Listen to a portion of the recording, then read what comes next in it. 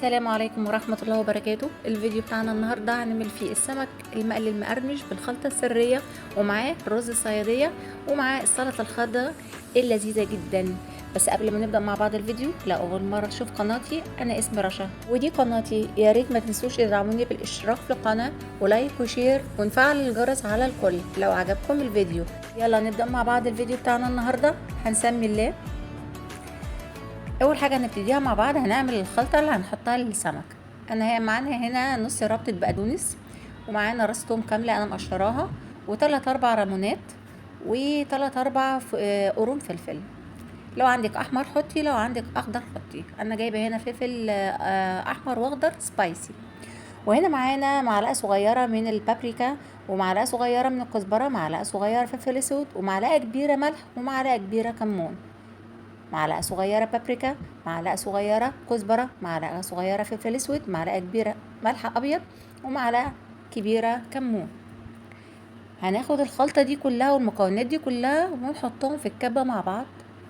انا كده حطيتهم في الكبه وبعصر عليهم الليمون، وبعدين هفرمهم، بس مش هفرمهم جامد لاني مش عايزاهم يبقى القوام بتاعهم زي الميه كده، لا انا عايزاهم القوام بتاعهم خشن. انا كده اديتهم ضربتين في الكبه، ودي كانت النتيجة بتاعتهم. القوام طالع خشن عشان انا عايزاه كده.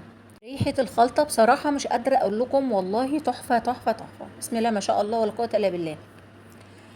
تاني حاجة هنا معانا السمك. انا منضفاه، غسلاه ومنضفاه كويس جدا. انا جايبة بحب السمك البلطي جدا.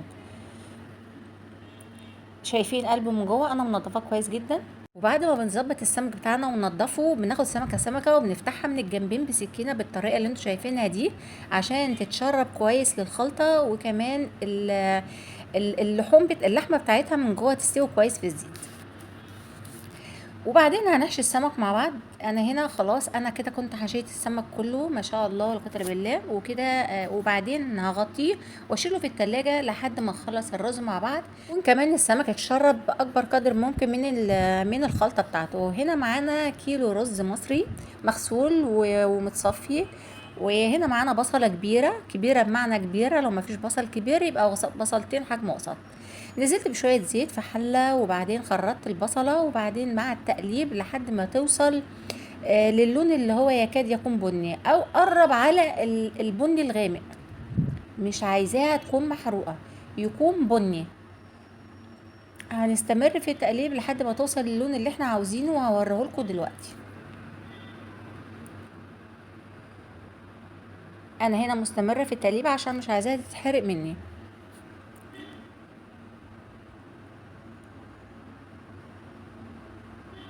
تمام كده، لازم نستمر في التقليب. انا مش عايزه اطول عليكم الفيديو، انا بحاول اقصر الفيديو بقدر الامكان.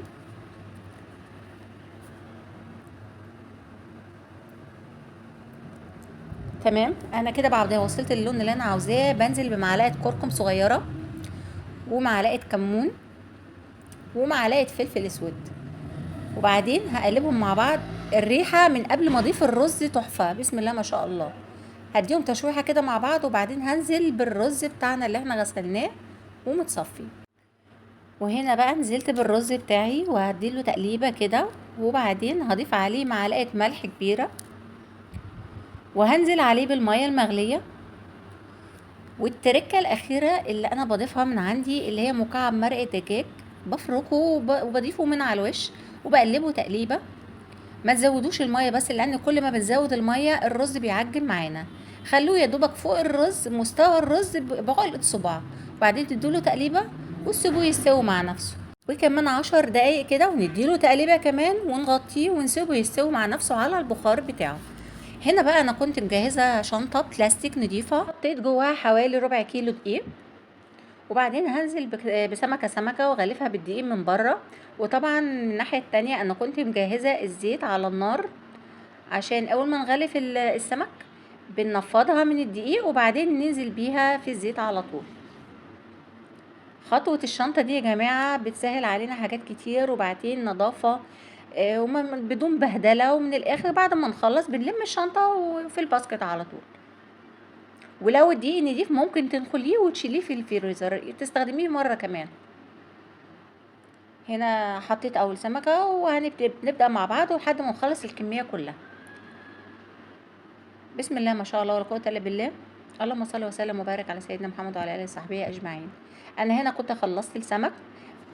تحفة بسم الله ما شاء الله، وطالع مقرمش من بره ما شاء الله، بدون اضافة نشا ولا اي حاجة ولا الحاجات العجيبة اللي بتتحط على الدقيق دي. وادي الرز بسم الله ما شاء الله طالع تحفة ومفلفل، وادي السلطة الخضراء بتاعتنا.